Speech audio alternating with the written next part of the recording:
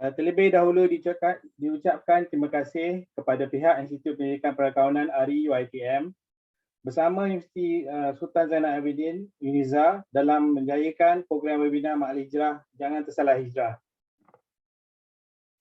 Hadirin yang dimuliakan, bagi memberkati majlis kita yang penuh bermanfaat dan bermakna pada hari ini, marilah kita bersama-sama menandatanggan pada bacaan doa yang dimulakan dengan umur kitab Al-Fatihah.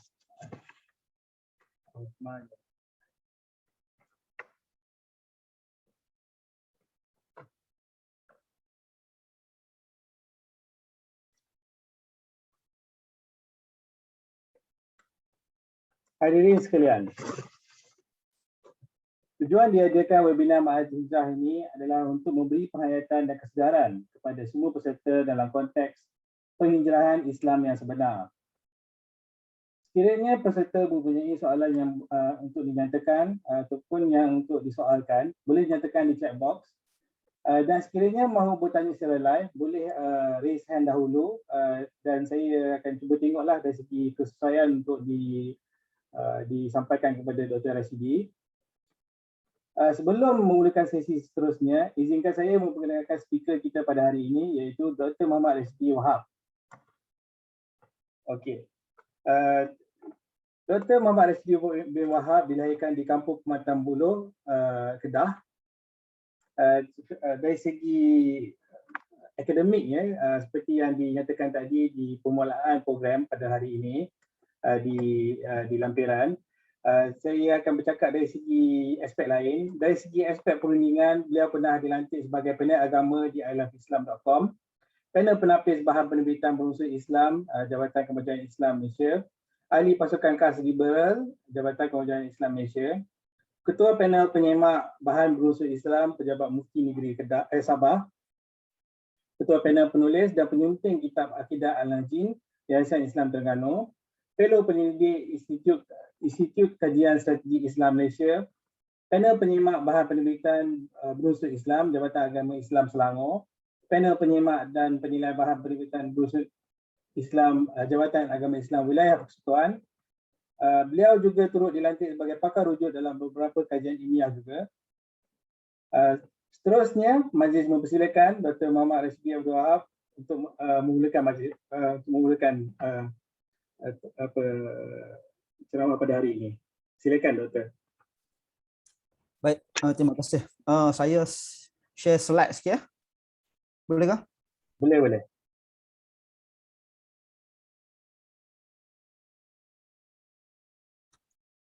Okey, boleh nampak ke? Nampak. Nampak eh?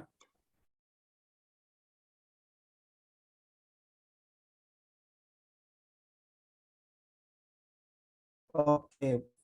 Jelas. Jelas ke Dr. Afzal? Okey, jelas. Jelas, baik. A'udzubillahi minasyaitonirrajim. Bismillahirrahmanirrahim. Assalamualaikum warahmatullahi wabarakatuh. Alhamdulillahi rabbil alamin. Wassalatu wassalamu ala asyrafil anbiya'i wal mursalin wa ala alihi wa sahbihi ajma'in. Qala rabbi shrah li sadri wa yassir li amri wahlul 'uqdatam min lisani yafqahu qawli. Terima kasih terlebih dahulu kepada Dr. Afzal selaku pengacara ataupun pengurusi majlis pada program pagi ini, iaitu webinar Ma'al Hijrah. Yang berusaha Profesor Dr. Jamaliah binti Said, pengarah Institut Penyelidikan Perikawanan ataupun dikenali sebagai ARI lah. ARI UiTM.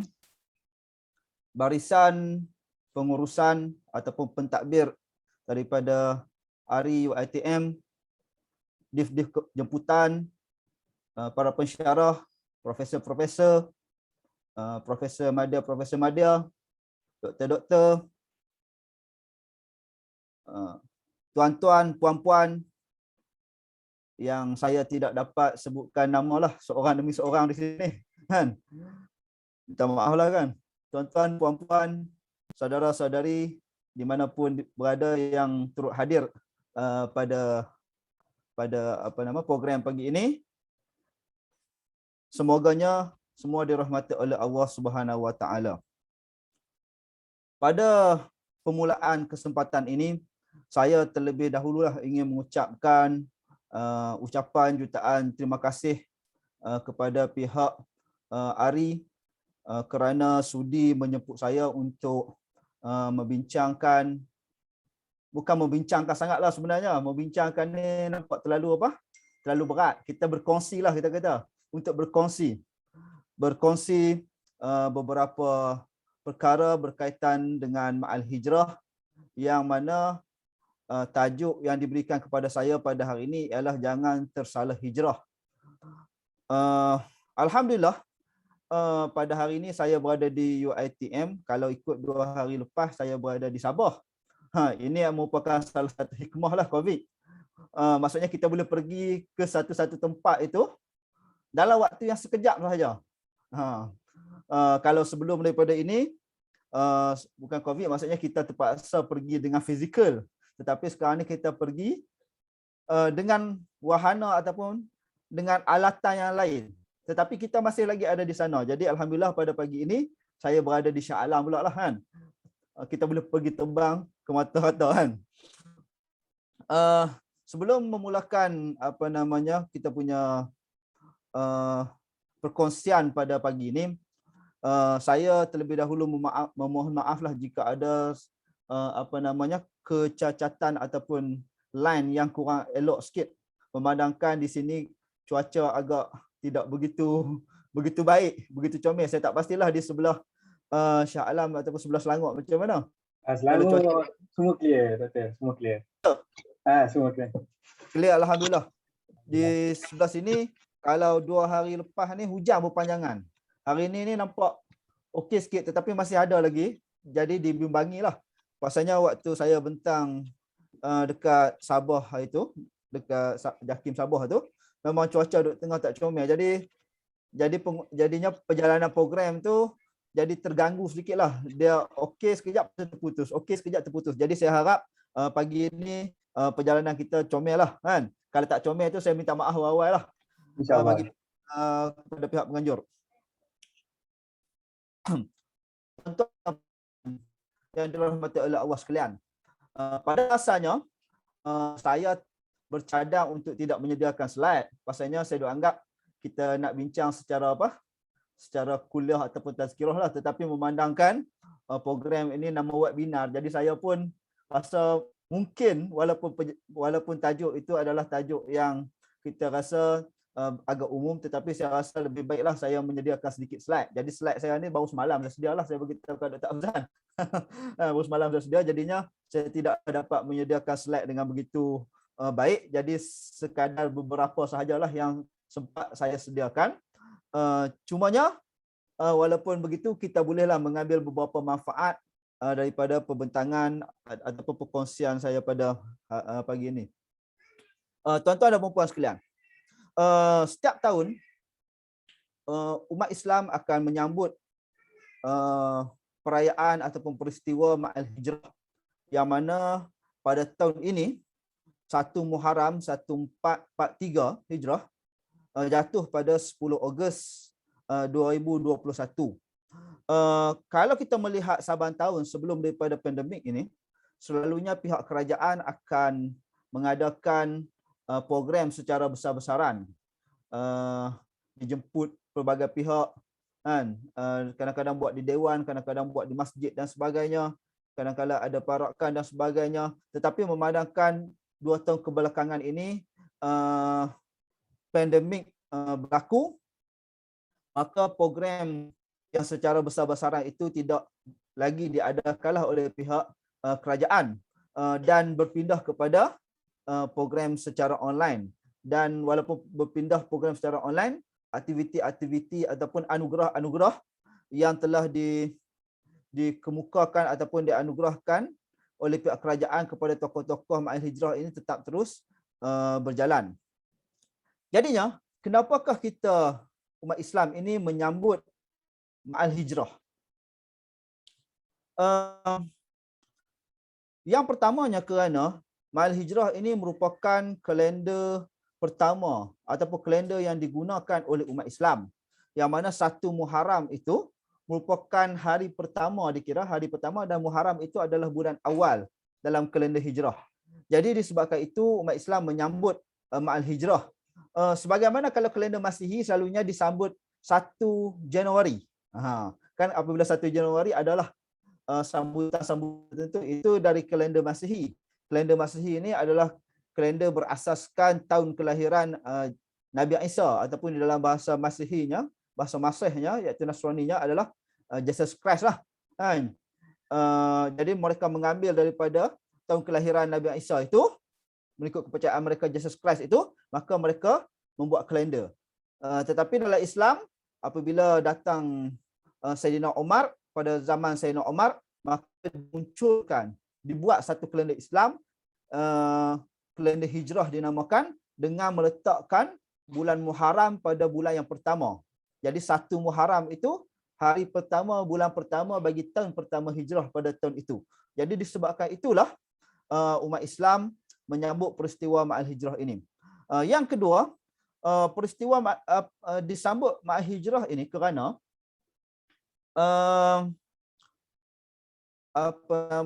adanya peristiwa yang berlaku pada tahun itu, walaupun adalah sedikit khilaf dan sebagainya. Peristiwa yang berlaku iaitu peristiwa peijrahan Nabi SAW. Yang ini kita akan sentuh sekejap lagi lah kan. Dan dalam ma'al hijrah ini juga, dalam ma'al hijrah ini khususnya bulan Muharram ini ada kelebihannya yang tersendiri. Khususnya pada 10 Muharram. 10 Muharram ni kemarin lah kalau ikut. Kan, hari ini 11 Muharram. 10 Muharram. Bulan Muharram ni salah satu bulan haram dalam Islam. Ada beberapa bulan haram yang lain, tapi Muharram ni salah satu. Nama pun Muharram kan. Salah satu bulan haram. Bulan haram ni bukan haram apa maksudnya? Bukan haram ni. Kalau satu ketika dulu, apabila dikatakan bulan haram, bangsa Arab ni, dia kalau berperang tu dia buat gencatan senjata. Begitulah ibaratnya. Maksudnya bulan yang apa? Yang kena dihormati. Ada beberapa bulan. Bulan haram ni. Salah satu bulan Muharram. Jadi dalam bulan Muharram itu, salah satunya ada kelebihan yang disebut oleh Nabi, iaitu kelebihan berpuasa pada 10 Muharram. Pada 10 Muharram, kelebihan berpuasa. Jadi kemarilah kan. Cumanya disunatkan, kalau kita nak puasa lah, 10 Muharram tu disunatkan kembak puasa. Sama ada tambah lagi 9 ataupun tambah lagi 11 satu. Jadi 2 hari lah. Kan? 10 memang kita puasa dah. Jadi sama ada nak apa? Nak pilih 9 satu lagi ataupun nak pilih 11 satu lagi. Kembang. Pasal apa? Pasal disunatkan. Pasalnya mengikut hadis mengatakan bahawa orang Yahudi Nasrani pun satu ketika dulu berpuasa juga pada 10 Muharram ini. Tetapi jadi bagi nak membezakan di antara orang Islam, walaupun disunatkan untuk berpuasa 10 Muharram ini, jadi disarankan untuk kembang supaya nak membezakan sedikit dengan puasa orang Yahudi dan orang Nasrani. Okey. Sebelum kita pergi lebih jauh, sebenarnya apakah yang dimaksudkan dengan hijrah ni, tuan-tuan dan puan? Hijrah. Banyak orang cakap lah kan hijrah ni. Dan yang paling mudah kerana hijrah ini dah dimelayukan. Jadi kita senang faham. Sebenarnya hijrah ni perkataan pinjaman daripada perkataan Arab. Hijrah kan. Dalam Quran pun ada dan sebagainya. Tetapi dah dia dimelayukan, jadi kita senang faham. Begitu juga perkataan-perkataan yang lain. Sebagai contoh, solat. Solat ini asal daripada perkataan Arab. Dimelayukan, jadi kita pun faham. Tetap kalau dalam bahasa Melayu disebut sembahyang lah. Dalam bahasa Arab disebut solat. Jadi begitu juga hijrah. Hijrah ini dah ada perkataan Melayu, tetapi apabila masuk unsur perkataan hijrah itu, masuk unsur Arab, jadi maksudnya perkataan itu mengandungi istilah yang tertentu. Dia bukan bermaksud istilah umum. Dia ada suatu kefahaman khas ataupun satu konsep khas terhadap istilah itu. Sebab itu kita meminjam ataupun mengambil istilah itu. Jadi secara mudahnya, hijrah ini bermaksud berpindah ataupun berubah. berpindah ataupun berubah. Apabila kita sebut tentang berpindah ataupun berubah ini, ada beberapa hal yang perlu kita ketahui ataupun kadang-kadang kita terfikir maksud perkataan hijrah ini.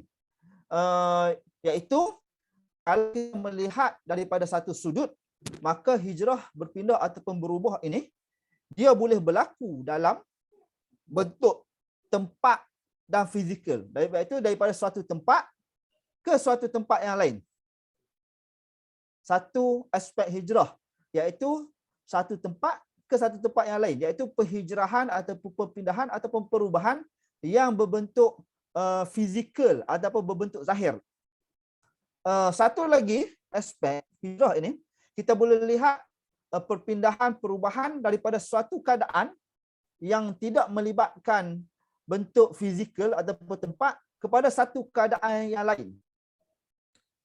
Yang mana kategori yang kedua ini adalah kategori yang berbentuk umum ataupun dalam bahasa Arab disebut maknawiyah. Maknawi. Bukan lughawi, maknawi. Maknawi. Walau bagaimanapun, kedua-dua perpindahan ini, penghijrahan ini dalam konteks kita hijrah kan. Dia membawa konotasi yang baik, bukan membawa konotasi yang tak baik. Orang tak kata hijrah ni daripada baik kepada tak baik. Pasal istilah hijrah tu sendiri bermaksud perpindahan ataupun berubah daripada sesuatu yang baik kepada lebih baik ataupun sesuatu yang buruk kepada baik. Sama ada perpindahan itu berlaku dari sudut tempat ataupun berlaku daripada sudut keadaan.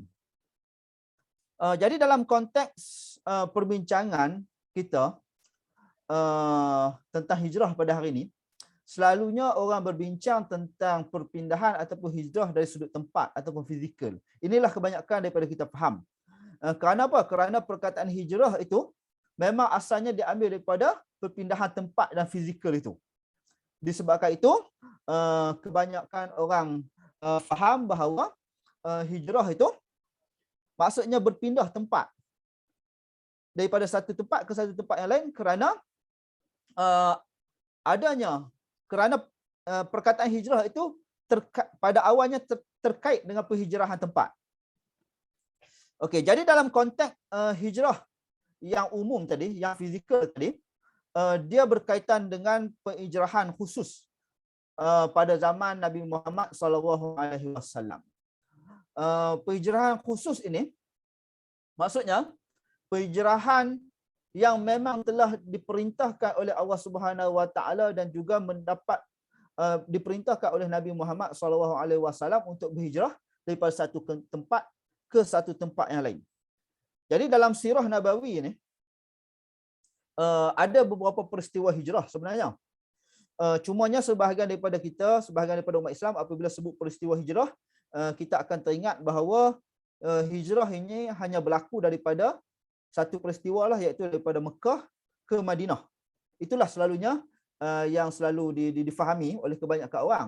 Tetapi sebenarnya peristiwa hijrah ni ada beberapa peristiwa, dan yang pertama sebenarnya bukan peristiwa hijrah Mekah ke Madinah. Yang pertama peristiwa hijrah daripada Mekah ke Habsyah. Ini sirah sikitlah. Ini peristiwa hijrah pertama umat Islam. Yang mana pada ketika itu Raja Habsyah merupakan seorang pemeluk agama Nasrani yang patuh kepada ajaran Nabi Isa. Jadi apabila umat Islam ditekan Mekah, maka Rasulullah memerintahkan beberapa orang sahabat untuk berhijrah ke Habsyah untuk mendapatkan perlindungan dan mendapatkan bantuan. Jadi itu peristiwa pertama. Jadi Raja Habsyah ni apabila sampainya perutusan Nabi kita Muhammad SAW daripada beberapa orang sahabat ini, jadi Raja Habsyah ni telah bertanyalah beberapa soalan kepada para sahabat tentang Islam dan sebagainya. Dan setelah Raja Habsyah ni yakin bahawa Nabi Muhammad SAW itu merupakan rasul yang terakhir yang memang penerus kepada ajaran agama-agama terdahulu, ajaran agama Nasrani dan sebagainya, maka Raja Habsyah pun telah memberikan perlindungan kepada para sahabat tersebut dan tidak melayan ataupun tidak tunduk kepada desakan kaum kafir Quraisy untuk menyerahkan para sahabat itu kepada mereka. Itu peristiwa hijrah yang pertama yang dalam Islam. Peristiwa hijrah yang seterusnya, hijrah yang sebagaimana yang kebanyakan kita faham hari inilah, yang kita sambut ini, iaitu peristiwa hijrah daripada Mekah ke Madinah. Kerana apa peristiwa hijrah ini dikaitkan secara khusus dengan apa yang kita faham? Kerana peristiwa hijrah ini merupakan satu peristiwa yang mempunyai signifikan yang besar kepada perkembangan Islam. Kerana dengan peristiwa hijrah inilah Islam berkembang. Satu, dan yang kedua, peristiwa hijrah ini juga turut diikuti oleh Nabi Muhammad SAW sendiri, dan juga peristiwa hijrah ini diperintahkan ataupun dibenarkan, diizinkan oleh Allah Subhanahu Wa Taala secara khusus kepada Nabi Muhammad dan juga penganut umat Islam.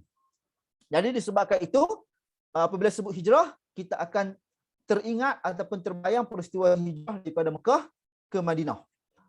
Peristiwa hijrah ini, tuan-tuan dan puan-puan sekalian, dia bermula ketika mana Nabi Muhammad SAW dan juga para sahabat umat Islam mendapat tentangan yang hebat daripada orang kafir Quraisy di Mekah pada ketika itu. Jadi sebelum daripada itu pun orang Madinah ni sebenarnya dah berjumpa dengan Nabi dan mereka menyatakan bahawa mereka bersedialah untuk menerima Nabi. Jadi apabila berlaku peristiwa demikian, iaitu peristiwa satu perancangan daripada orang kafir Quraisy ni untuk membunuh Nabi, kan, mereka telah mengumpulkan pemuda-pemuda daripada pelbagai kaum. Ada beberapa kaum, kan kabilah banyak dekat negara Arab, kan. Dan mereka hidup berpuak-puak kabilah. Jadi setiap kabilah itu mereka calonkan seorang pemuda yang paling hebat, yang paling gagah untuk membunuh Nabi. Jadi mereka dapat kumpul satu kumpulan pemuda yang hebat bertujuan untuk bunuh Nabi. Jadi peristiwa mereka untuk membunuh Nabi ini telah dikabarkan oleh malaikat Jibril kepada Nabi Muhammad SAW.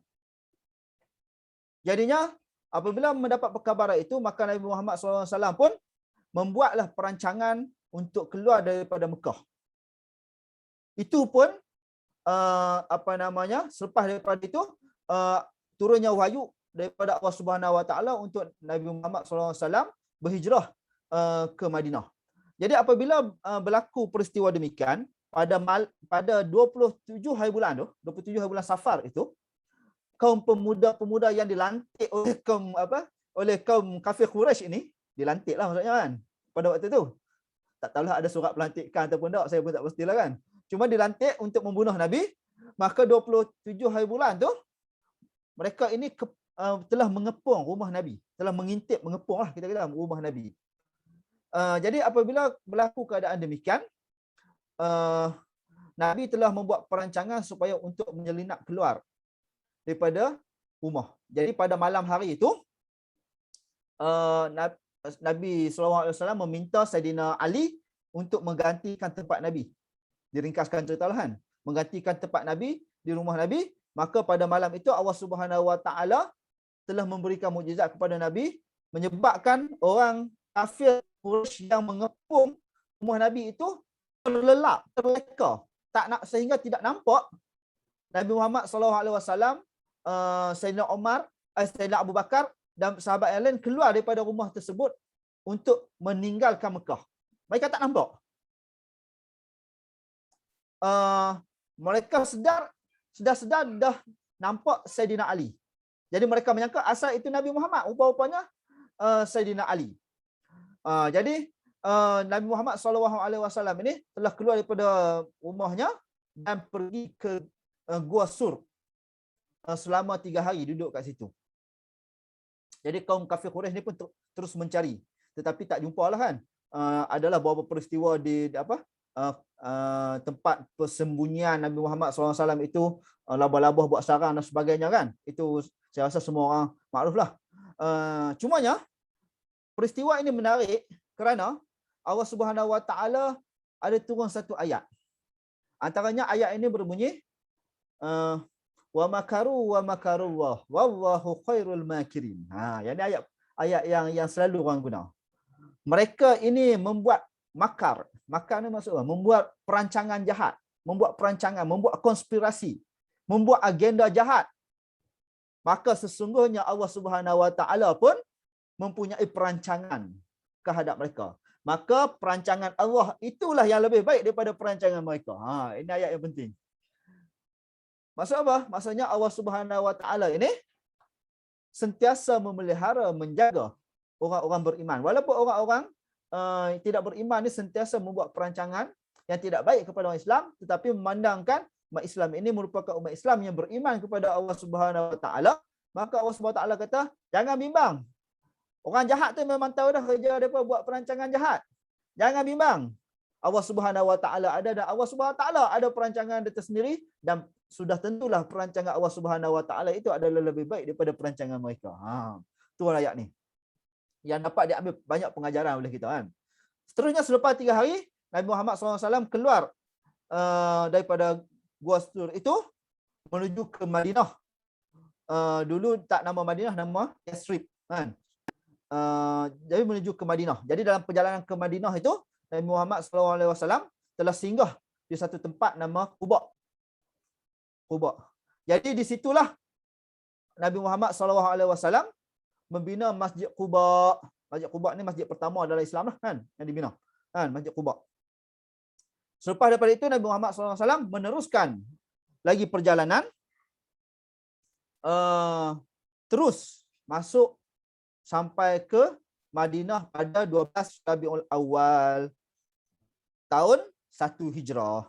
Jadi inilah peristiwa hijrah sallallahu alaihi wasallam daripada Mekah ke Madinah sebagaimana yang kita makruf pada hari ini dengan maksud hijrah itu. Hijrah inilah maksudnya.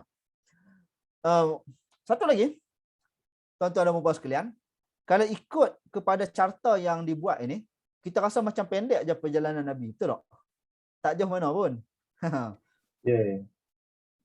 Tetapi sebenarnya, mengikut kiraannya ialah perjalanan ini lebih kurang 8 hari dengan menaiki unta dan berjalan kaki, yang mana mengambil dia punya panjangnya perjalanan itu sejauh lebih kurang 320 km. 320 km perjalanan selama 8 hari naik unta dan jalan kaki di atas padang pasir. Inilah peristiwa hijrah yang dilalui oleh Nabi Muhammad SAW dan para sahabatnya sehingga sampailah di Madinah. Apabila tiba di Madinah, para penduduk Madinah menyambut Nabi dengan sangat bergembira. Kan? Kalau kita biasa dengar nasyid apa semua zaman-zaman dulu kan, Tala al-Badru alaina apa semua tu kan.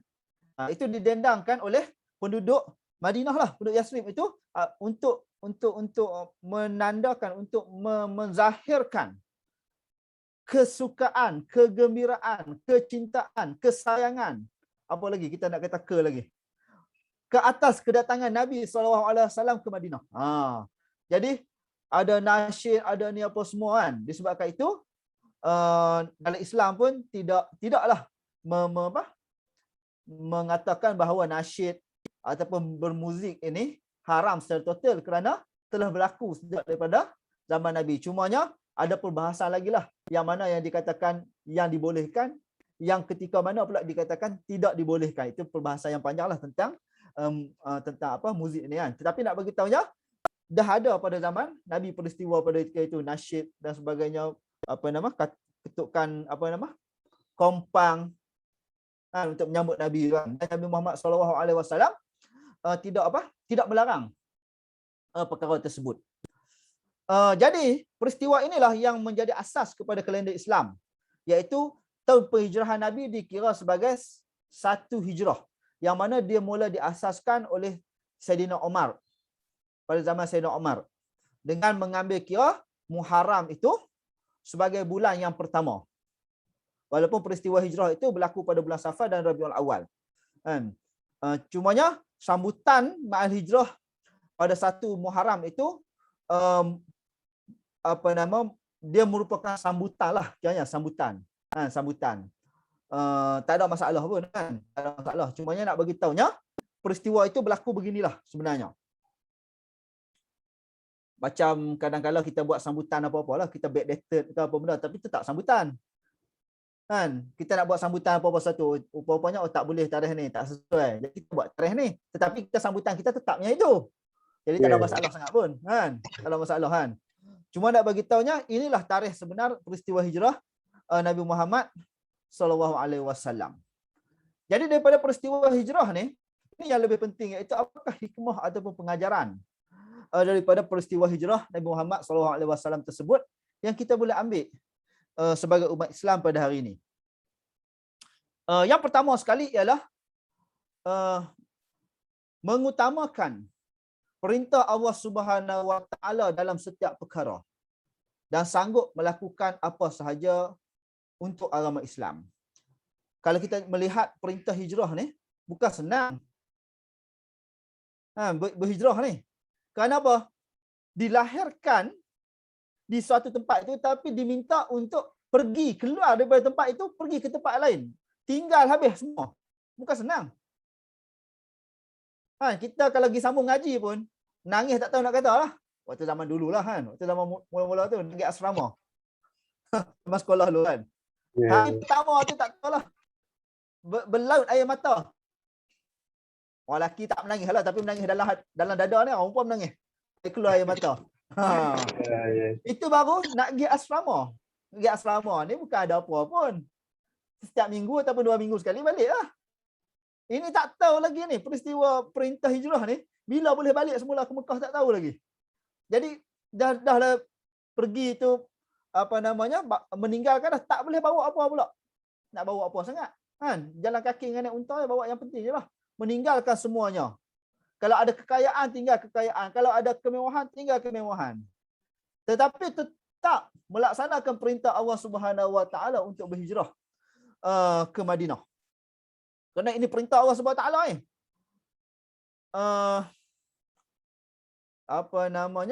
Sebenarnya kalau dalam soal kita menuntut ilmu pun sebenarnya kita pergi sambung ngaji itu pun salah satu hijrah sebenarnya. Betul tak? Contoh sebahagian daripada kita pergi menuntut ilmu di luar negara. Kan? Ataupun dalam negara pun. Kan? Keluar daripada rumah kita, dah ke hijrah kan? Naik ke satu tempat yang lain. Pergi luar negara, US ke, UK ke, Australia ke dan sebagainya. Jika satu hijrah. Hijrah itu pula, hijrah ke arah kebaikan, bukan ke arah keburukan. Ini merupakan salah satu konsep hijrah. Bertepatan dengan hadis Nabi pun. Apabila hadis Nabi menyebutkan talabul ilmi fariidatun ala kulli muslimin wal muslimat. Menuntut ilmu itu merupakan suatu kefarduan, kewajipan ke atas setiap orang Islam, sama ada orang lelaki ataupun orang perempuan. Jadi perintah ni kita turut, kita buat, antaranya ialah dengan pergi menuntut ilmu ke tempat yang lain. Overseas ke dan sebagainya, ataupun dalam negara sekalipun kita keluar dari rumah, kita pergi ke universiti, kan, terpaksa berpisah dengan orang tua kita, terpaksa berpisah dengan macam-macam lah. Kalau zaman muda dulu mungkin terpaksa berpisah dengan kasih kita dan sebagainya. Kan? Zaman muda dulu lah, sekarang tak lah kan. Sedih lah kan, meninggalkan hal-hal tersebut. Tetapi kita tinggal juga kerana kita patuh kepada perintah agama kita untuk menuntut ilmu. Kan? Utlubul ilma walau fissin. Ada hadis. Tuntutlah ilmu walaupun sampai ke negeri Cina. Maksudnya apa? Nabi Muhammad pada ketika itu duduk di tanah Arab. Tetapi apabila Nabi Muhammad SAW bersabda demikian, maksudnya Nabi Muhammad memang menganjurkan supaya pergi menuntut ilmu keluar daripada Mekah, keluar daripada Madinah. Pergi ke negara lain. Jadi kita kalau duduk Malaysia, pergi ke negara lain, keluar menuntut ilmu, dia merupakan salah satu hijrah yang mana kita patuh kepada ajaran agama Islam untuk menuntut ilmu kan. Alhamdulillah kan. Dah tu Ustaz, ada juga orang tanya, saya ni bukan pergi menuntut ilmu kat Mesir macam Ustaz. Kan? Menuntut ilmu agama, saya ni pergi menuntut ilmu apa namanya? Perekonomian, menuntut ilmu ekonomi, kira macam mana Dia begini, tuan-tuan dan puan sekalian. Ilmu ni dia ada dua jenis. Kan? Yang pertama ilmu fardhu ain dan ilmu fardhu kifayah. Kedua-dua jenis ilmu ini termasuk di dalam tuntutan agama kita. Sama ada ilmu itu berbentuk fardhu ain ataupun berbentuk fardhu kifayah. Jadi kalau kita menuntut ilmu bukan agama pun, iaitu ilmu yang disebut sebagai ilmu fardhu kifayah, ia juga termasuk dalam satu arahan ataupun suruhan ataupun perintah agama Islam juga. Kerana dia tergolong dalam golongan ilmu juga. Selagi mana kita niatkan bahawa kita menuntut ilmu itu kerana Allah Subhanahu Wa Taala, tak kiralah ilmu fardhu ain ataupun ilmu fardhu kifayah, maka jadilah ilmu itu adalah ilmu yang mendapat keredaan Allah Subhanahu Wa Taala. Bahkan kalau kita tengok kitab Imam Ghazali, kitab Ihya Ulumuddin, Imam Ghazali kata apa? Dia kata dia tak suka. Dia kurang gemar. Dia kata kalau satu keluarga tu, contoh ada 5 orang anak, 5 orang tu jadi ulama ataupun menuntut ilmu apa? Ilmu fardhu ain. Sehingga last kali ilmu fardhu kifayah ditinggalkan, dikuasai oleh orang-orang bukan Islam. Imam Ghazali kata tak boleh macam tu. Kenapa? Kerana ilmu fardhu kifayah pun diperlukan juga oleh orang Islam. Contoh ilmu perekonomian, ilmu ekonomi, ilmu perubatan, ilmu engineering dan sebagainya. Kalau umat Islam tak kuasai, orang bukan Islam akan kuasai. Jadinya kita dituntut juga untuk menuntut ilmu fardhu kifayah. Apa yang penting ialah apabila kita menuntut ilmu-ilmu tersebut, tak kiralah ilmu fardhu ain ataupun ilmu fardhu kifayah, kita perlu niat ikhlas kerana Allah Subhanahu Wa Taala, maka jadilah ia sebahagian daripada agama. Yang kedua, kelahiran, kesediaan menurut perintah Allah Subhanahu Wa Taala ini adalah lahir daripada keimanan ataupun akidah yang kukuh. Kalau mereka tidak beriman dengan agama Islam betul-betul, maka mereka tidak akan ikut perintah Allah Subhanahu Wa Taala ni. Jadinya kalau kita betul-betul tergolong dalam orang yang nak mengikut perintah Allah Subhanahu Wa Taala, memang kita kena beriman dengan Allah Subhanahu Wa Taala itu dengan keimanan yang sebenar-benarnya, bukan yang lopong. Kalau dalam ilmu akidah ni dia sebut yakin lah. Yakin ni mesti 100%. Kalau 99.9% tak jadi. Dia dah tak masuk yakin lah. Dia dah masuk lain lah. Jadi apabila keyakinan kepada Allah SWT ni mesti 100%. Yang ketiga, Allah Subhanahu Wa Taala akan membantu hamba-Nya yang ikhlas dan bersungguh-sungguh. Yang ni saya dah beritahu tadi. Bagaimana Allah Subhanahu Wa Taala membantu Nabi Muhammad apabila berlaku kesusahan? Wa makaru wa makarullah wallahu khairul makirin. Allah Subhanahu Wa Taala akan bantu. Sebab tu kita kalau kita menuntut ilmu susah, kita mengaji dulu susah, semua orang biasa mengaji susah. Tak boleh dan sebagainya. Apa yang kita ada? Kita ada ialah Allah Subhanahu Wa Taala. Betul tak? Apa yang kita ada? Ada Allah Subhanahu Wa Taala. Kita mengangkat kedua tangan memohon kepada Allah Subhanahu Wa Taala, maka di sana adalah cahaya-cahaya ataupun pintu-pintu ataupun dorongan-dorongan ataupun petunjuk-petunjuk yang tidak disangka-sangka yang diberikan oleh Allah Subhanahu Wa Taala kepada kita bagi memudahkan perjalanan kita. Hikmah yang keempat, tanda mencintai Nabi SAW ialah dengan mengasihi dan mentaati segala perintah baginda. Qul in kuntum tuhibbunallah fattabi'uni yuhibbukumullah. Ada rancangan dalam apa? Dalam TV Hijrah. Fattabi'uni. Fattabi'uni. Maksud apa? Ikutlah aku. Fattabi'uni kan. Kalaulah kamu semua mengatakan bahawa kamu ini mencintai Allah, Allah Subhanahu Wa Taala kata, kalaulah kamu mengatakan bahawa kamu semua ini mencintai Allah, qul in kuntum tuhibbunallah, maka Allah Subhanahu Wa Taala kata, fattabi'uni, maka ikutlah Nabi Muhammad. Ikutlah aku tu, ikutlah Nabi Muhammad. Maka nescayalah kamu akan dikasihi. Jadi kita kena ikutlah Nabi Muhammad menandakan bahawa kita cinta kepada Allah Subhanahu Wa Taala, ikut segala perintahnya, ikut segala sunnahnya kan. Apa yang Nabi Muhammad suruh kita ikut. Dan menyayanginya. Menyayangi ini dalam konteks zaman kini ni ada banyaklah. Kan? Apabila orang menghina Nabi kita Muhammad SAW.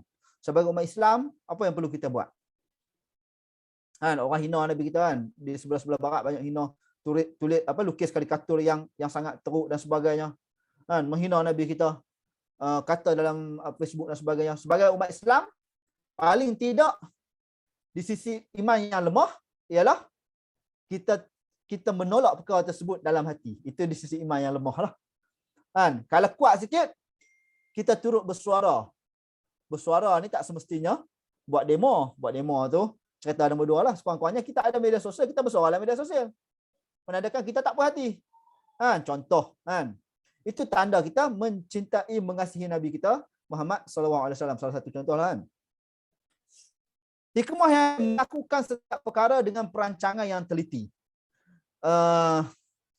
Sayyidina Ali pernah kata apa namanya? Al-haq bilan nizam, kebenaran tanpa nizam, tanpa sistem yang baik, tanpa perancangan yang teliti akan kalah dengan kebatilan yang dibuat secara teliti. Sayyidina Ali tak salah saya pernah kata demikian. Maksud apa? Maksudnya kita sebagai umat Islam ini bukan hanya menyerah kepada Allah Subhanahu Wa Taala semata-mata. Kita tahu Allah Subhanahu Wa Taala akan menolong, tapi bukan hanya menyerah. Kerana kita tengok Nabi Muhammad SAW apabila nak keluar daripada Mekah ke Madinah, Nabi Muhammad SAW membuat perancangan yang teliti. Terlebih dahulu, selepas itu baru berserah kepada Allah Subhanahu Wa Taala untuk meminta pertolongan. Jadi kita pun sebagai umat Islam ni mesti tergolong daripada golongan yang membuat perancangan dengan teliti. Dan itu salah satu ciri umat Islam lah. Kan? Tak kira ada pula orang kata umat Islam ni adalah umat yang halal-halal dan sebagainya. Bukan. Umat Islam ni umat yang yang dibuat yang umat yang mempunyai perancangan yang teliti, strategik. Dalam konteks pengurusan mungkin lebih jelas lah kan. Strategik dan sebagainya. Ada satu peristiwa nak menunjukkan bahawa Nabi Muhammad SAW ni sangat kemah dan juga sangat detail. Ada satu peristiwa nak makamkan seorang sahabat. Jadi para sahabat yang lain susunlah bata di makam tersebut supaya tanah tak boleh jatuh kan di tepi-tepi tu. Jadi ada seorang sahabat ni susun bata terbelok sikit. Faham tak? Terbelok sikit. Apabila terbelok, apa kata Nabi Muhammad SAW? Nabi Muhammad SAW kata, betul kan bagi nampak kemas? Cantik. Lepas tu sahabat ni kata, adakah ini merupakan adakah ini merupakan satu wahyu? Nabi Muhammad kata, tak, bukan satu wahyu. Tapi ini merupakan Islam ini merupakan agama yang bukan hanya sekadar sembahyang, zakat dan sebagainya. Juga mempunyai agama yang ada perancangannya, ada strategiknya, ada kekemasannya, ada kekemasan dan sebagainya lagi. Ini agama kita ni, terutamanya dalam konteks pengurusan lah kan. Lebih jelas benda ni kan. Hikmah yang lain memperkukuhkan persaudaraan sesama Islam. Aqimuddin wala tatafarraqu bih. Tegakkanlah agama Islam dan janganlah kamu bercerai-berai. Allah Subhanahu Taala kata. Tetapi nak buat macam mana kan? Kalau peristiwa hijrah dulu, Nabi Muhammad SAW mempersatukan Muhajirin dan Ansar, antaranya melalui perkahwinan dan sebagainya. Menunjukkan adanya persaudaraan perpaduan sama Islam. Tetapi nak buat macam mana dunia kita hari ini, umat Islam ni berpecah kan. Ada banyak isu lah. Kalau saya sentuh ni mungkin jadi apa? Jadi ni pula kan. Isu agama satu puak, isu politik pula satu puak. Macam-macam isu. Menyebabkan berlakulah perpecahan di kalangan umat Islam. Sedangkan perpecahan dan persaudaraan ini merupakan arahan dan tuntutan Allah Subhanahu Wa Taala, tuntutan agama Islam kepada umat Islam kan. Yang seterusnya, penghijrahan terhadap perkara yang baik sahaja dan bukan perkara yang buruk. Hijrah ini adalah kepada perkara yang baik sahaja, bukan kepada perkara yang buruk. Kalau perkara yang buruk ini tak disebut hijrah, disebut yang lain, disebut berubah dan sebagainya. Tetapi term hijrah itu selalunya bermaksud kepada perkara yang baik. Baik. memandangkan peristiwa hijrah Nabi SAW ini telah berlalu sekian lama. Jadi bagaimanakah peristiwa ini dapat diambil pengajaran satu, dan juga bagaimanakah kita nak apply peristiwa hijrah ini ke dalam kehidupan seharian kita. Ada beberapa hadis yang disebutkan, ini saya bawa tentang hijrah ini. La hijrata ba'dal fath walakin jihad wa niyyat. Maksudnya tidak ada hijrah lagi selepas terbukanya Fathul Mekah, terbukanya ataupun pembukaan kota Mekah. Kan? Tidak ada lagi hijrah, Nabi kata. Walakin, akan tetapi, namun yang ada hanyalah jihad dan juga niat. Jihad ni macam mana? Nanti kita cerita sikitlah kalau sempat. Sempat atas ada 15 minit lagi. Kan? Kita cuba cerita sikitlah. Jihad dan juga niat. Maksudnya tidak ada lagi penghijrahan dari sudut tempat sebagaimana Nabi Muhammad SAW itu. Tetapi yang ada jihad dan juga niat. Jihad itu ada pelbagai lah. Antara termasuklah jihad menuntut ilmu dan sebagainya. Nanti kita cerita. Dan juga niat. Niat yang baik itu maksudnya melahirkan perbuatan yang baik. Sebab itu ada hadis yang lain menyebutkan innamal a'malu binniat. Sesungguhnya setiap amalan ataupun perbuatan itu mestilah berdasarkan niat. Niat ni penting. Sebab itu Imam Syafi'i kata, niat ini merupakan 1/3 daripada ilmu. Kita pergi menuntut ilmu, kan? Kita pergi menuntut ilmu, kita jadi pensyarah ataupun kita bergelumang dengan dunia ilmu. Imam Syafi'i kata 1/3 itu adalah niat. Kita niat yang betul menuntut ilmu kerana Allah SWT, kita dah dapat 1/3. Imam Syafi'i kata. Sesungguhnya setiap amalan berdasarkan niat, dan setiap orang yang mendapat apa yang diniatkan. Jadi apa yang dia niat tu mesti dia akan buat benda tu. Dia akan niat, dia akan dapat, dia tahu Allah SWT akan bantu untuk mendapatkan niat dia yang baik itu. Maka setiap yang hijrah kepada Allah SWT, tengok niat dikaitkan dengan hijrah. Maka setiap yang niatnya kepada Allah SWT dan Rasulnya, maka hijrahnya kepada Allah SWT dan Rasulnya. Jadi kalau dia berhijrah kerana Allah SWT dan Rasul, maka hijrah dia itu memang untuk Allah SWT dan Rasul lah, mendapat pahala. Kerana mengikut perintah Allah SWT dan Rasul. Dan sesiapa yang berhijrah kerana dunia, maksudnya bukan kerana Allah dan Rasul, untuk dia mendapatkannya, atau kerana perempuan untuk dikahwini, maka hijrahnya mengikut apa yang dia niatkan. Maksudnya, dia niatkan untuk bukan kerana Allah dan Rasul, bukan kerana agama, maka dia dapatlah niat tersebut bukan kerana agama, jadi melenconglah dia punya apa yang dia niatkan itu tak betul. Jadi, wujud hubungan yang sangat signifikan di antara hijrah dan niat ni. Niat yang baik merupakan salah satu konsep hijrah yang pertama, maka buat yang baik itu berdasarkan niat yang baik itu merupakan konsep hijrah dalam sudut maknawi yang kita akan sentuh insya-Allah. Jadi kita dah sebut tadi hijrah ni ada dua, iaitu hijrah dari sudut fizikal dan hijrah daripada sudut bukan fizikal, daripada satu keadaan kepada satu keadaan yang lain. Jadi hijrah daripada sudut satu keadaan kepada satu keadaan yang lain ini merupakan hijrah yang berbentuk perubahan diri ataupun perpindahan diri daripada sesuatu yang kurang baik kepada sesuatu yang lebih baik, ataupun sesuatu yang baik kepada yang lebih-lebih baik, ataupun sesuatu yang buruk kepada sesuatu yang baik. Itu maksud hijrah. Maksud hijrah dalam konteks kita pada hari ini.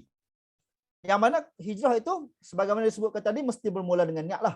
Bermula dengan niat. Cumanya dalam konteks perbincangan kita ni, saya kelaskan hijrah ni kepada dua aspek lah.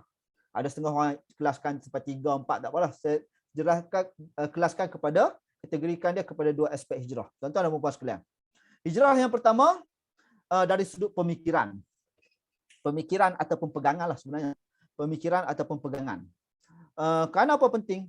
Kerana pemikiran dan pegangan inilah merupakan kunci paling penting kepada setiap tindakan perbuatan seseorang itu. Kita nak buat sesuatu itu, dia selalunya akan bermula di sini. Di dalam pemikiran dan juga pegangan kita. Daripada pemikiran dan pegangan itulah baru lahir perbuatan. Jadinya, kita perlu berhijrah dari sudut pemikiran. Kalau sebelum daripada ini, dalam konteks kita agama lah, dalam sebelum daripada ini, mungkin kita kurang dalam soal memahami perkara fardu ain. Jadi salah satu dengan berhijrah ini ialah kita mengubah pegangan kita itu kepada lebih baik. Kita dapat mengetahui banyak lagi benda-benda fardu ain yang berkaitan dengan agama kita. Contoh kan. Begitu juga dalam konteks kita akademik pun. Kan? Kalau kita nak buat kajian, research itu merupakan salah satu hijrah juga daripada benda yang tak tahu kepada tahu. Cumanya dalam konteks research lah tu. Kan? Mungkin orang tak nampak. Dan jika kita berniat dengan betul, maka perkara itu mendapat pahala. Bukan hanya mendapat merit dari sudut akademik sahaja. Mendapat pahala di sisi Allah Subhanahu Wa Taala pula. Bahkan apabila mendapat pahala, dengan research kita itu dapat memberi sumbangan pula kepada agama. Mungkin dan kepada negara kita, mungkin kepada masyarakat mungkin. Bertambah-tambah lagi.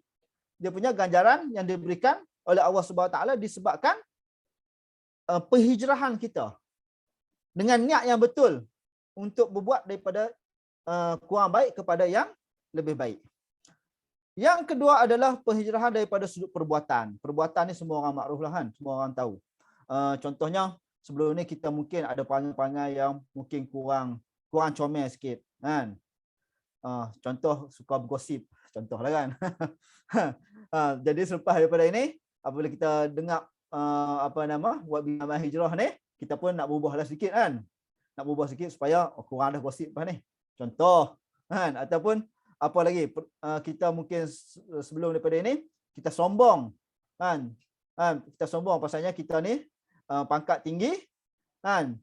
Jadi orang bawah kita sombong, dengan orang bawah kita tak boleh kan. Jadi kita berubah kepada yang lebih baik kerana itu adalah tuntutan agama kita bertepatan dengan konsep hijrah yang kita ceritakan, kita kongsi pada hari ini. Saya tak dapat jelas panjanglah kerana masa yang suntuk kan. Nak cerita boleh panjang lagi ni. Pasal ada masa 10 minit lagi. Jadinya berdasarkan konsep yang kita sebutkan tadi tentang hijrah dan pengajarannya kan. Jadinya itu adalah konsep hijrah yang baik. Jadi ada juga ke hijrah yang tidak baik ni. Jadi disebabkan itulah diberi tajuk jangan tersalah hijrah, iaitu hijrah yang tidak baik. Kan? Kita tengok ayat ni sikitlah. Allahu waliyul ladzina amanu yukhrijukum minaz zulumati ilan nur. Allah Subhanahu Wa Taala itu merupakan Maha Pelindung yang mengawal dan menolong orang yang beriman. Tengok tu, dia menolong orang beriman. Allah Subhanahu Wa Taala ni. Kan? Kalau kita beriman, Allah Subhanahu Wa Taala akan tolong kita. Iaitu ia mengeluarkan mereka dari kegelapan kepada cahaya keimanan. Hijrah tu. Kan? Hijrah daripada kegelapan yang tak baik kepada baik, cahaya. Itu hijrah itu adalah hijrah bagi orang beriman macam tu. Allah SWT kata. Hijrah bagi orang beriman iaitu daripada benda yang tak baik kepada benda yang baik, ataupun benda yang baik kepada benda yang lebih baik. Itu hijrah orang beriman, iaitu orang Muslim yang beriman. Sedangkan bagi orang kufur pula, orang kafir pula, mereka ini ialah mengeluarkan mereka daripada cahaya iman kepada cahaya kegelapan. Mereka ni dah jumpa, dah tahu tentang cahaya iman, dah tahu tentang Islam, tahu tentang kebaikan. Tetapi mereka tak masuk, tak dalami lagi. Bahkan mereka pergi pula kepada kekufuran, kegelapan, kerosakan dan sebagainya. Ini konsep salah hijrah ni maksudnya. Dia daripada dia tahu benda baik tetapi dia tak buat. Dia bahkan dia pergi kepada benda yang tak baik. Jadi Allah Subhanahu Wa Taala dah peringatlah ni kepada kita ni, supaya umat Islam jangan pilih kepada benda-benda yang tak baik. Kerana benda-benda yang tak baik itu adalah tergolong daripada kalangan orang kafir, yang mana penolong-penolong mereka yang membantu mereka buat kerja yang tak baik adalah tagut. Tagut ni banyaklah dia punya apa? Definisi dia. Antara salah satu yang besar, tagut ni syaitan lah, kan? Dia ikut syaitan. Dia tak ikut Al-Quran dan hadis dan sebagainya, kan? Cuma yang lebih bimbang lagi ialah apabila kita buat sesuatu benda yang tak baik itu, kita tidak diberikan sesuatu yang dahsyat dalam kehidupan kita. Suatu azab yang dahsyat kepada kehidupan kita. Sehingga kita merasakan apa yang kita buat tak baik itu adalah tak ada masalah. Contoh, kita tak semayang. Kita tidak melakukan perkara-perkara yang disuruh oleh Allah SWT. Tetapi dalam waktu yang sama, kita hidup senang lenang, kaya raya. Boleh kereta besar, boleh rumah besar dan sebagainya. Tuan-tuan dan puan-puan sekalian, Nabi Muhammad SAW dah memperingatkan kita. Kita jangan berasa seronok dengan perkara tersebut apabila berlaku. Kerana apa? Kerana itu merupakan suatu bala, suatu azab yang diberikan oleh Allah Subhanahu Wa Taala sejak di dunia lagi, iaitu yang dinamakan dengan istidraj. Istidrajnya apa? Istidraj ni maksudnya Allah Subhanahu Wa Taala beri lagi yang benda-benda itu supaya dia lebih sesat dan menyesatkan lagi. Dia tak semayang contoh. Dia tak semayang, tak melakukan perkara-perkara yang disuruh oleh Allah Subhanahu Wa Taala, tetapi kehidupan dia kaya raya, senang lenang, tak susah. Orang lain yang semayang susah dia tengok. Orang lain yang buat baik susah, yang dia senang lenang. Kaya raya dan sebagainya. Jadi kena beringat, Nabi Muhammad dah pesan. Ini merupakan salah satu jebakan istidraj, iaitu Allah Subhanahu Wa Taala sengaja, sengaja memberikan nikmat yang pelbagai kepada orang itu, supaya dengan nikmat itu orang itu akan terus sesat dan terus sesat dan terus sesat sampai tak keluar-keluar dah. Ini cukup bahaya. Yang ni kita kena perhati elok lah. Mungkin ada, kalau ada kita sempat lagi bertaubat dan sebagainya kan.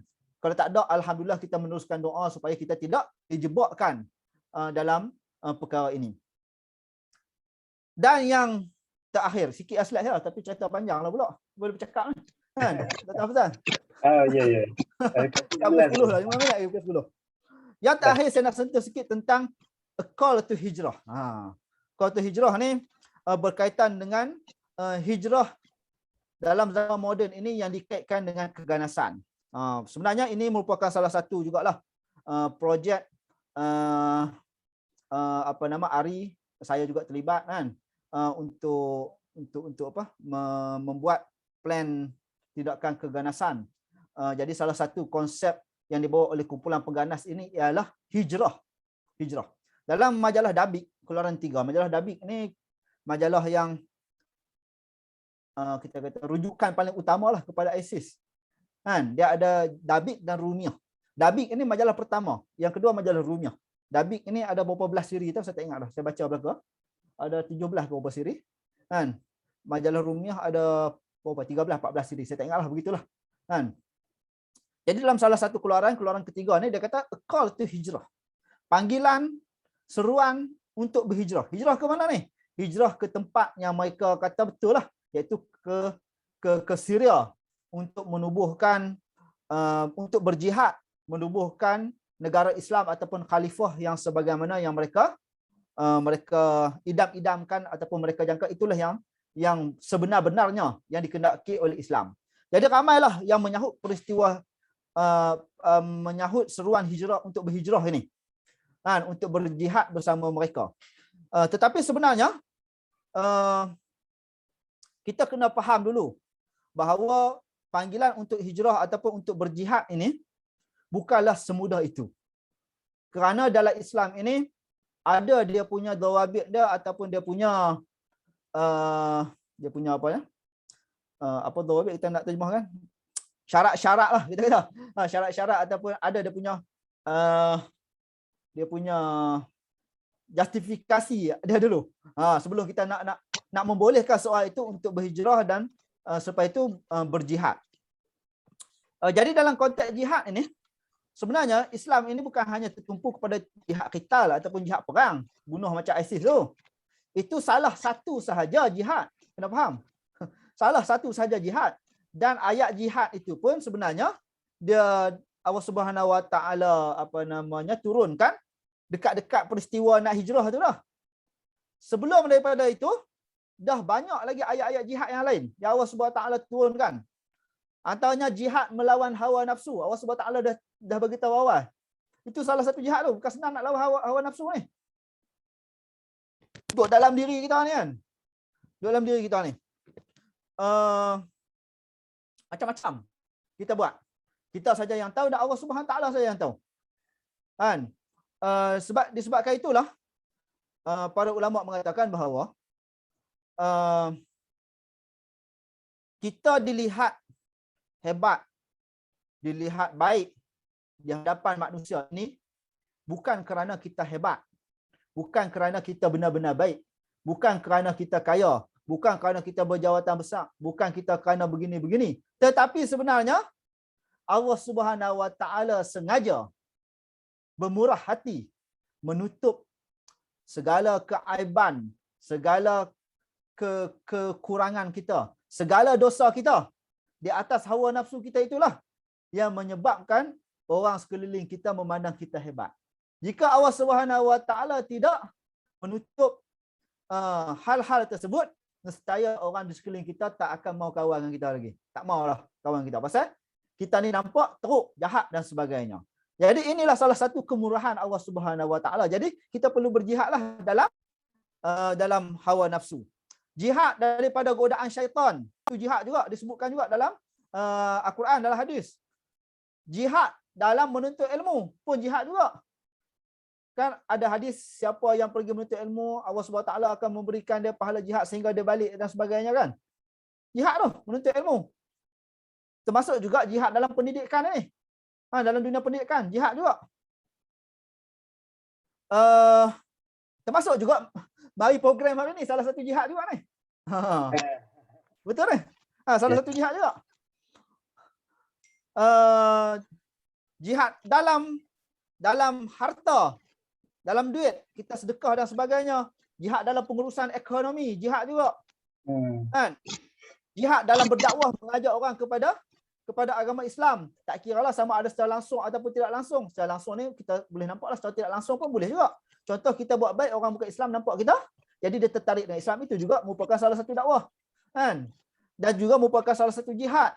Dan banyak lagi sebenarnya, dan salah satu yang lain juga ialah jihad dengan peperangan. Tetapi inilah yang diambil oleh puak-puak ISIS, bahawa seolah-olahnya jihad itu hanya dengan peperangan inilah pergi, kena berhijrah ke tempat mereka, ke Syria, untuk berjihad dan menubuhkan negara Islam ataupun khalifah yang mereka canak. Itulah yang paling benar akan membawa panji-panji hitam, panji-panji Islam ke akhir zaman. Jadinya peristiwa hijrah ini ataupun jihad ini, kalau dalam Islam ni dia tidak boleh buat sedemikian rupa, kerana yang boleh buat sedemikian rupa hanya pemerintah. Pemerintah Islam sahaja yang boleh menentukan seseorang umat Islam itu perlu berjihad ataupun tidak. Dia setelah berbincang dengan ahli ulama, baru pemerintah akan keluarkan, okey, ini jihad, ini bukan jihad. Jadi fatwa kita mengatakan ini bukan jihad, maksudnya memang bukan jihad. Kan? Itu kaedah dalam Islam kan. Dan satu lagi, jihad yang dicanak oleh mereka ini bersifat majhul. Majhul ni kita kata apa? Majhul ni bahasa Arab. Kalau bahasa Melayu ni kita kata apa? Tak tahu. Kalau Kedah kita tak tahuan punca. Tak tahuan punca. Tak tahu. Kata hijrah untuk jihad. Jihad ni untuk apa ni? Tak tahuan punca. ISIS ni daripada mana kita tak tahuan punca. Pergi ke sana ada macam-macam grup lagi tak tahu.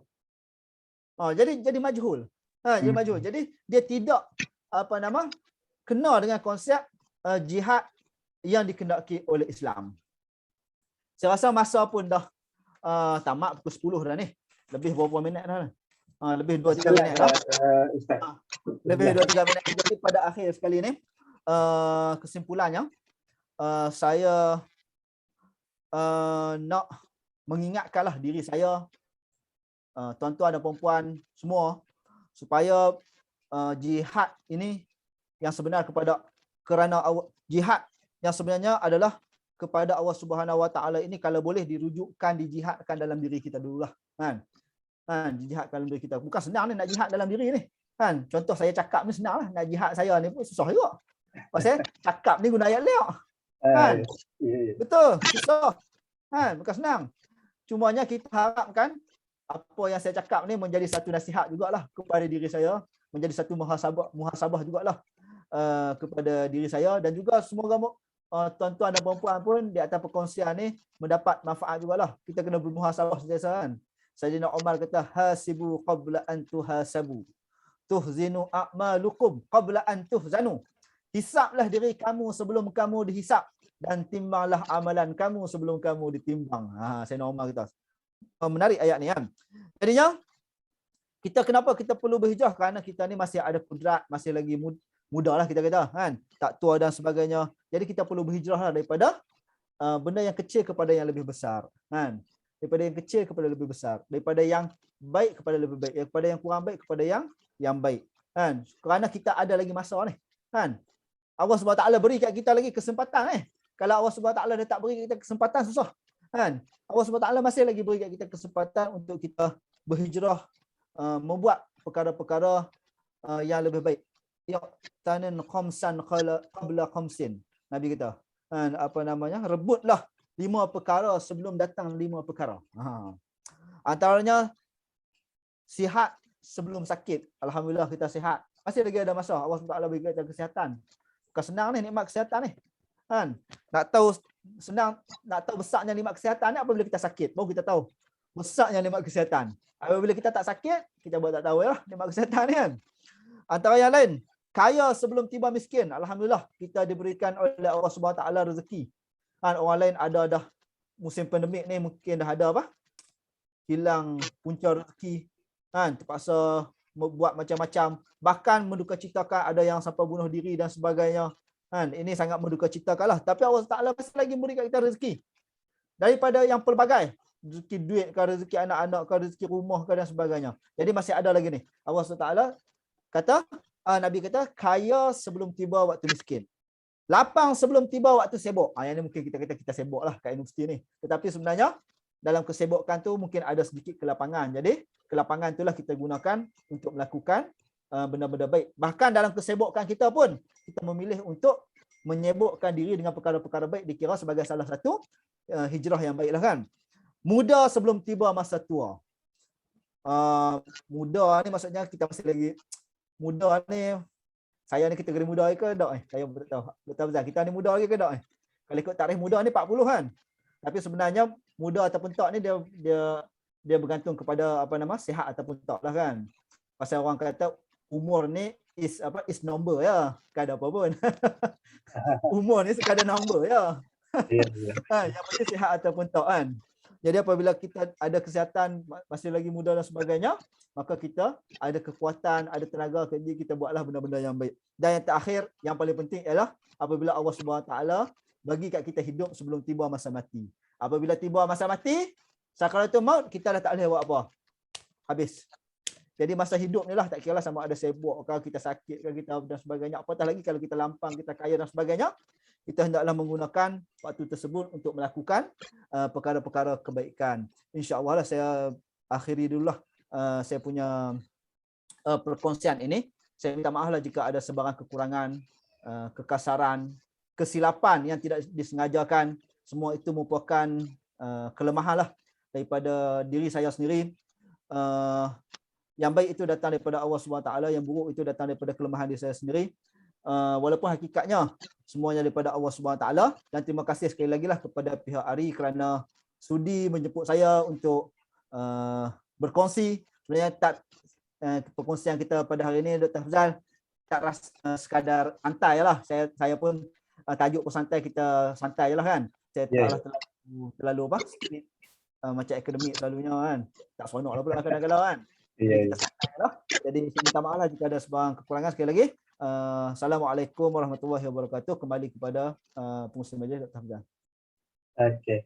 Majlis mengucapkan ribuan terima kasih kepada Dr. Muhammad Rashidi Wahab. Di sini ada kenyataan daripada peserta. Dr. Rashidi boleh lihat di chat box ada berkenaan dengan daripada Dr. Nazmul. Yang ini berkenaan dengan tuntutan, selalu kita dah selalu dengar lah tuntutan ilmu sampai ke negeri China. Di sini dia apabila menyatakan bahawa ia merupakan hadis yang lemah dan ada juga pihak scholar yang mengatakan ia bukan juga hadis. Mungkin Dr. Rashidi nak komen tak tentang perkara ini? Okey, baik. Terima kasih kepada apa nama ya, peserta bertanya. Minta maaf saya tak sempat nak tengok siapa yang bertanya ni kan. Nama ni. Okey. Tentang hadis tu memang ada khilaf sebenarnya. Hadis tuntutlah ilmu ke negeri China itu. Ada sebahagian mengatakan itu adalah hadis dhaif. Dan ada setengah yang sampai mengatakan dhaif sangat.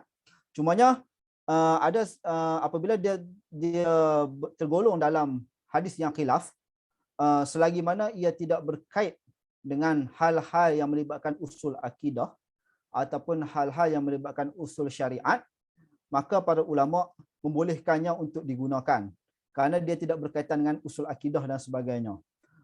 Jadi kita gunakan pada tempatnya sesuai lah, nak menunjukkan bahawa benda itu adanya galakkan daripada Nabi Muhammad SAW supaya menuntut ilmu, dan dia dikuatkan lagi lah dengan hadis-hadis yang lain meminta menuntut ilmu ni di tempat-tempat yang lain. Cumanya yang menjadi isu ialah status pensanatan hadis itu yang dikatakan sebagai dhaif, itu sahaja. Jadi tentang hadis itu memang ada khilaf. Memang ada khilaf, cumanya kita gunakan ini bukan dalam maksud untuk menyatakan tentang usul akidah dan bukan untuk menyatakan tentang usul syariat. Itu saya. Baik. Terima kasih Doktor. Sudah dengan sekalian, oleh kerana kekurangan masa, kita mungkin akan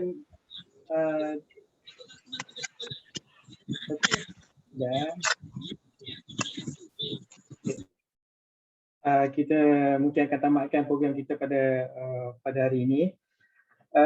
Hadirin sekalian diminta untuk mengisi borang kedatangan di lampiran bahagian teks webinar. Terima kasih ke atas sokongan anda untuk menjadikan majlis pada hari ini. Kami di pihak ARI UiTM mengucapkan ribuan terima kasih di atas kehadiran tuan-puan di dalam program webinar pada hari ini. Saya mewakili ahli jawatankuasa program mohon ampun ke atas salah silap sepanjang pengendalian majlis. Dengan ini majlis diakhirkan dengan surah Al-As. Sekian, terima kasih dan salam hormat.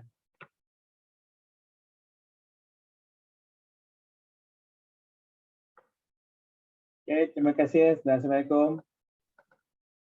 Assalamualaikum, terima kasih kepada pihak ARI. Terima kasih Dr. Siti. Ustaz. Sama. Minta maaf jika ada sebarang kekurangan. No worries Ustaz. Thank you so much for accepting our invitation.